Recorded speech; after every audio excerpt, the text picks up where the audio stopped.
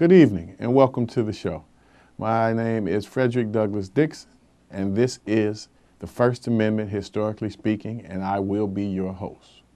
I would like to, as always, take time to thank UPTV for allowing us this small segment of time to have you pay very close attention to some of the things that we've said, attempting to forward esoteric information that perhaps is not found in many other spaces. So I thank all of the laborers at UPTV and their professional staff. More specifically, I'd like to thank Daniel so very much for helping us out every week.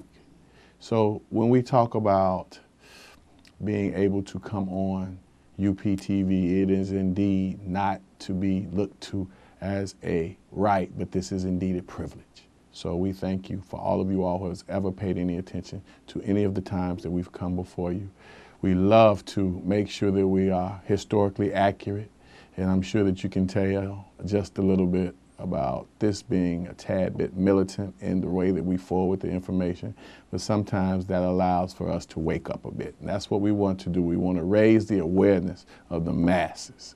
So that is indeed a charge. And hopefully we're up for the task and we continue to struggle to make sure that we get it right.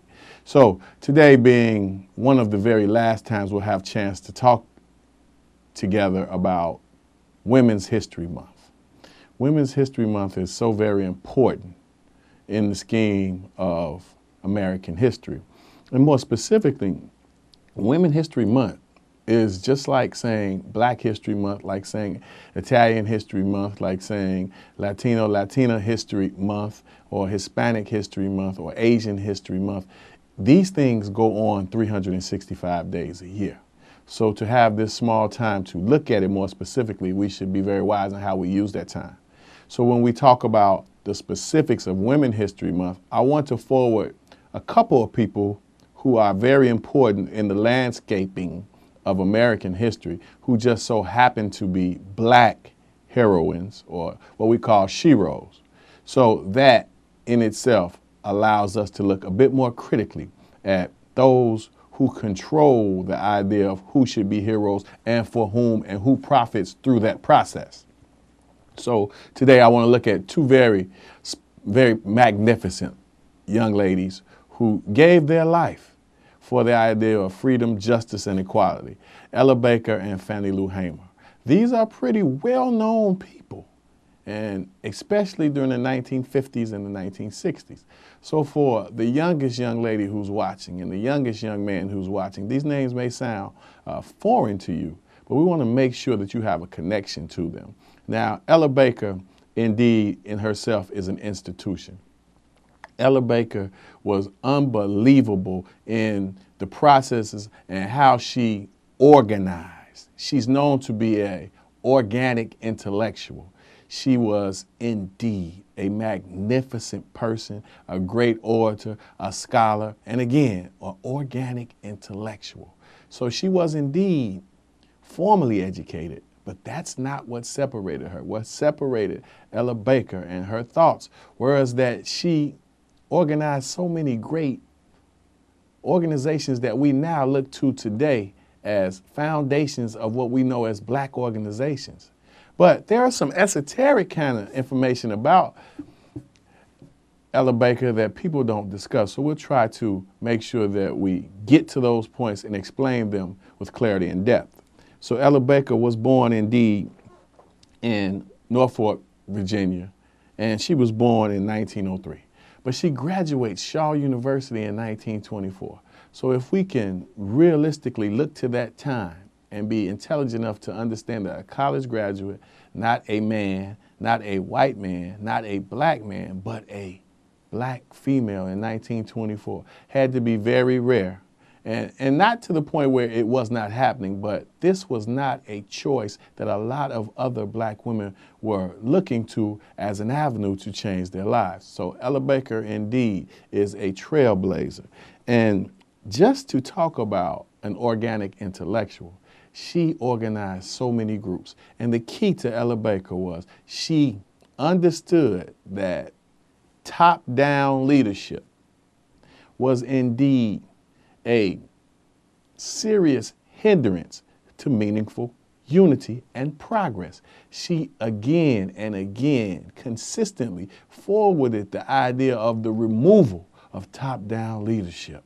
So Ella Baker in herself, as what we know to be the greatest of great organizers, thought that top-down leadership was indeed the opposite of what blacks needed to be successful in America.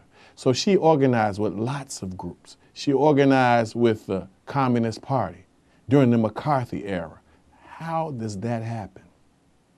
That a black college graduate from North Carolina organizes with the Communist Party at the height of what we call our communist red fear. So it shows her fortitude, her ability to put to the side her own safety, and she had common goals. She said ordinary people do extraordinary things. So her idea of leadership started with the ground, from the bottom up. So she did organize what we know as SNCC, Student Nonviolent Committee, the committee of. So we understand that she started the SCLC, the Southern Christian Leadership Conference. She was on the ground floor of that organization with Banyard Rustin, herself, and Mr. Levin. And people don't understand that Dr. King's famous organization was started by a Jewish man, a black man, and a black woman in New York City. So Ella Baker had, her antennas were so deep that she organized everywhere she went. She spent time as a coordinator at the Schomburg Center of African American Studies, which is now world famous. So for some of you young people who are watching now, if you Google the Schomburg, SCHOMBURG, the Schomburg Center in New York, you can understand the historical value that it has in our lives, and understand Ella Baker touched that. If you can understand the entire civil rights movement, Ella Baker, her footprint, her thumbprint is all over the civil rights movement. Now, she was one that tangled in so many ways with so many different organizations.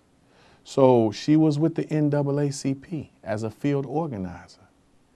She had that much fortitude that she was one who did the work. She put in the work, long hours. She indeed sacrificed greatly. But to be very clear about Ella Baker, she raises a generation and several generations of leaders. Stokely Carmichael, Fannie Lou Hamer, who we'll get to in just a second. The idea of organizing with Dr. Martin Luther King Jr., Ralph Abernathy. The Black Panther Party was in love with Ella Baker. So was Malcolm X. So when we look to famous and very strong black male revolutionaries, we can see they all tie in, and they all had a respect, and all saw the brilliance of Ella Baker. She's indeed one that we have to put in a proper perspective. And if it's proper, we need to make sure that it fits in the historical timeline with accuracy in the landscaping and the tapestry of American history. She talked about participatory democracy, the idea of the common person being responsible for doing very uncommon things. So to say Ella Baker in herself was indeed a hero, a shero, or a heroine, that is an understatement, but she was human. She lived. She allowed for several generations to take and absorb her ability to manipulate and to live in different places. She spent plenty of time in the East Coast. Again, she's from Virginia. She spent lots of time in the Deep South organizing. She spent time on the West Coast. Ella Baker was indeed one person who did not look for the camera. And I have to say, the camera in itself, when you consider yourself to have information that's vital for future generations, can in itself become a problem. It can become, as the most honorable Elijah Muhammad said, a narcotic. And she never sought that. She didn't seek top-down leadership. She didn't seek those positions after she started these organizations. She walked away and started another organization. So if we understand her connection to Reverend James Bevel and Diane Nash, who are eventually married. And you see them both in the movie Selma. But you don't hear about Ella Baker.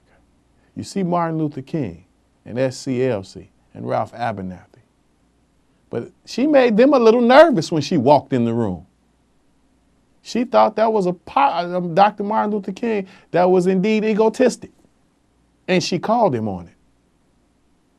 And in the time of the 1960s, when he is at his height of popularity, she was right there to bring him back down to a place where he could be one that understood outside of his own brilliance.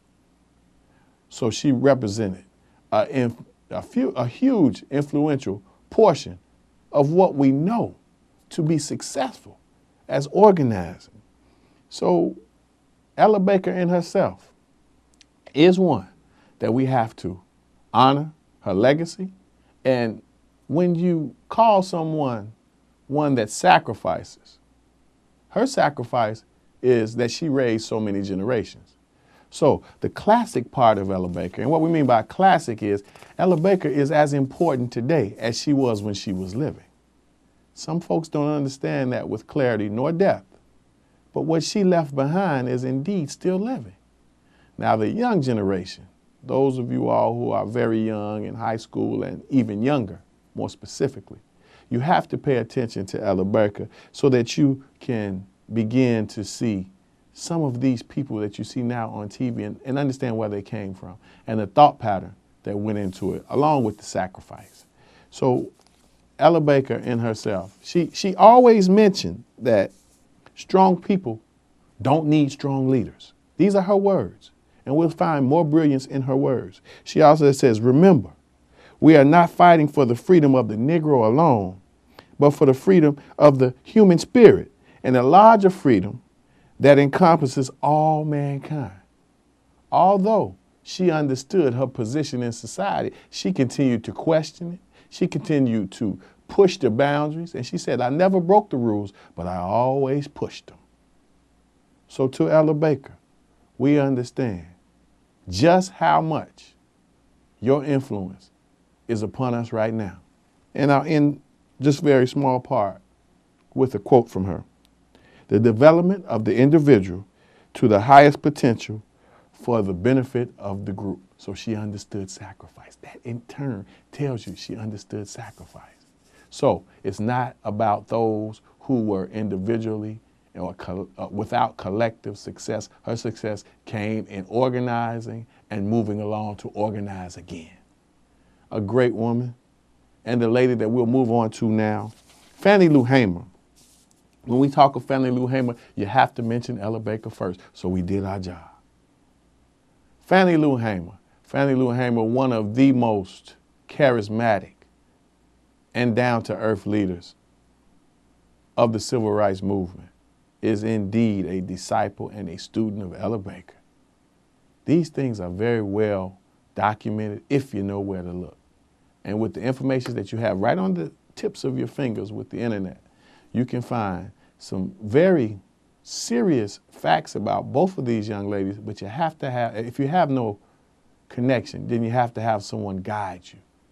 So by me forwarding this information, I have to explain to you I've been guided by very wise men and women who not only knew Ella Baker and Fannie Lou Hamer, worked under them, worked for them, and have a love for these two ladies that's astonishing.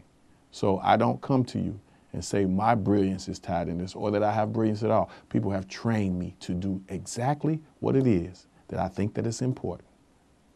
So now, Fannie Lou Hamer, everybody knows Fannie Lou Hamer's famous quote. She says, I'm sick and tired of being sick and tired. We understand that is for the majority of the world, she's been lessened to a slogan. Not formally educated, she says, well, we're all in this together. Whether you have a PhD or no D, whether you went to Morehouse or no house, we're all in this together. She was from Mississippi. She lived in Ruralville, Mississippi. And I was so very blessed in the summer of 2011 to go to her home in Ruralville, Mississippi, where there is a museum. So all of you people who are listening and paying attention now, you probably go to Mississippi. Well, maybe not as much as you used to, but maybe you do. And you get back to Mississippi, make sure you get through Ruralville. Make sure you see the Fannie Lou Hamer Museum. These are the things that tie your children directly to their ancestors, or what we call their grandsisters, because they were great. These two women are the ultimate of grandsisters. So when we talk about civil rights activism, and you mention the name Fannie Lou Hamer, oh, this is a different kind of organizer. This is a different kind of leader. Again, not formally educated. This is for all of us who really believe that formal education is the key. Formal education is a key.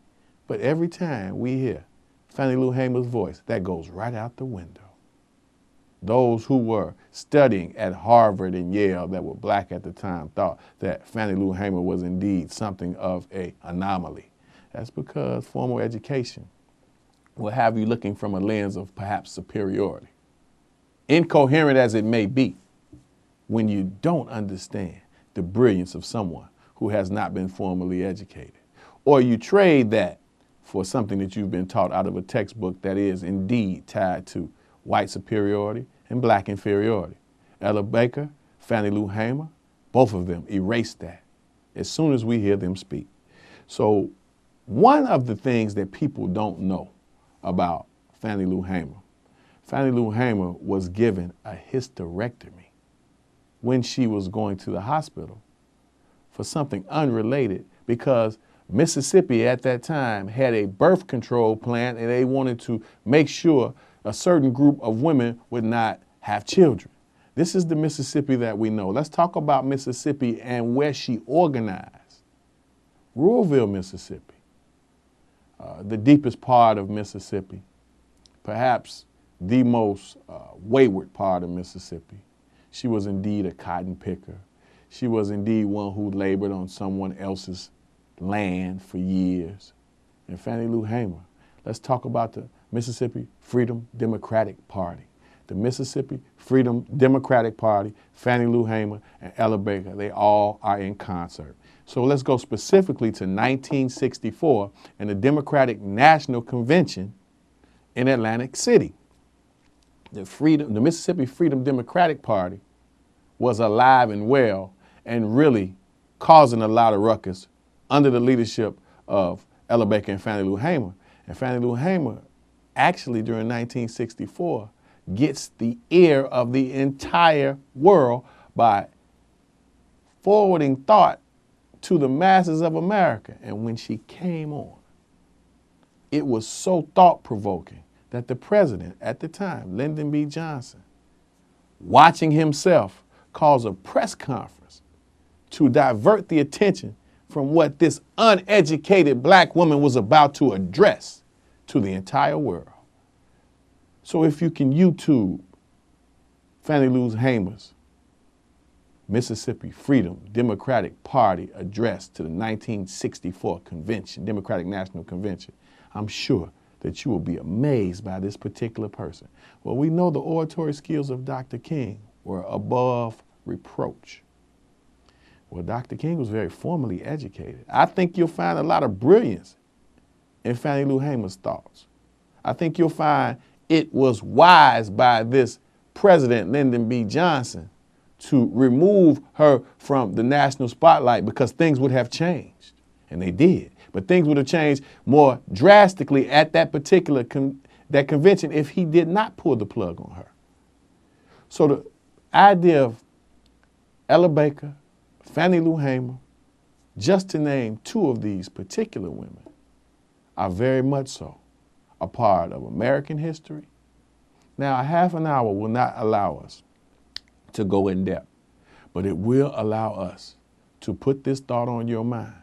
It also will cause you to have more critical thoughts in your household. Maybe the conversations will change from Beyonce and Jay-Z to Fannie Lou Hamer and Ella Baker, which is indeed an upgrade intellectually, historically, scholarly, and for what it is that needs to change. The light of understanding under the searchlight of truth. Yes, for the youngest one who's watching, please do yourself a favor. Maybe you can teach your parents. They said the youngest would be those who taught. So it's okay, but we want to make sure that you have backgrounds and foundations. Now, Fannie Lou Hamer, Ella Baker, both very much so needed to be researched with humorless fervor by our youngest generation. So as Fannie Lou Hamer has a very popular quote that we all know, we already forwarded that thought. She also said, "If I am to fail or fall, I will fall 5 feet 4 inches towards freedom." There is not many Fannie Lou Hamers nor Ella Bakers in our midst right now, but the future generation, the potential for our next Fannie Lou Hamer, for our next Ella Baker is indeed ripe. The person who will cure cancer, the person who will cure AIDS. Yes, our youngest generation, more specifically our young ladies, are brilliant. And they need to be very much so attuned to these ladies as examples of not what they should do, what they could do, but the very baseline of what must be done. The very basement of what must be done is Fannie Lou Hamer and Ella Baker for future generations as guides. Now I want to say completely that Women's History Month in itself is a time that we reflect on our most precious population. They say, a nation can rise no higher than its woman. Where you find no decent women, you will find no decent men. All of these thoughts make plenty of sense by the most honorable Elijah Muhammad. So I say to all of you, especially those of you all who have children and you're charged with raising daughters, you have to be far more serious and conscious about the way we raise those who will raise those who will raise the consciousness of the masses of all our people and society and humanity. So how do we today talk about Women's History Month? And as soon as this show goes off, we go back to using the word B's and H's in a very derogatory manner. So this small time may indeed just drop the seed into one of these young ladies who's watching now. That is our aim, to give you people who look just like you, have done brilliant and great things, and you are from that seed. You are indeed the next generation that will lead. So you have to be trained. And as I've said many times before, the word control is taken in the wrong way because people feel like control has everything to do with hindrance. Not necessarily so. What can't be tethered cannot be protected, and you indeed need to be protected. Our population, the black population of women, is the most underprotected population as far as women on the planet. They are subject to some of the most vile society ills that they take every day as normal. That it begins to weigh upon the psyche. And now you hear very popularly on several occasions when you hear black women say, well, I don't need no man. I say to you very clearly, the black man is going nowhere without the black woman. The black woman is going nowhere without the black man. That is just a fact. Now, as splintered as our society is within American population, yeah, that black population, which is known to be a nation inside of a nation, out of that population, the brilliance continues to flow. So out of our most painful experience comes our most creative genius. And the most creative out of our population is definitely our female population. They have played the role of mothers, fathers, and every other role that has been forced upon them. So indeed, I praise the black woman for all that she has gone through. And just to see this group still on the planet is indeed, it has to be amazing to most white folks. It just has to be truly amazing. And I say this, that if you understand that we have a cosmic companion, then you're getting a little bit closer to the origin of the black woman. She is indeed the seed of the entire planet, without question, scientifically speaking. So when we are very serious and conscious about how it is that we treat our females and how we raise this black woman, then I think we'll see a far more serious approach to the raising of the masses of blacks, and it's starting here in the wilderness of North America. So I say it's very important, and I thank Ella Baker and I thank Fannie Lou Hamer like I could never thank you before. Your love, your sacrifice, and your support is indeed appreciated, valued, and honored. And again, it is secure. So I say thank you, and I could never thank you enough. Ladies and gentlemen, this information may in no means change your mind, but because truth and you are so very important to me, I just thought you ought to know. I remain, with esteem and respect, a distinguished man of color, Frederick Douglass Dixon. Thank you.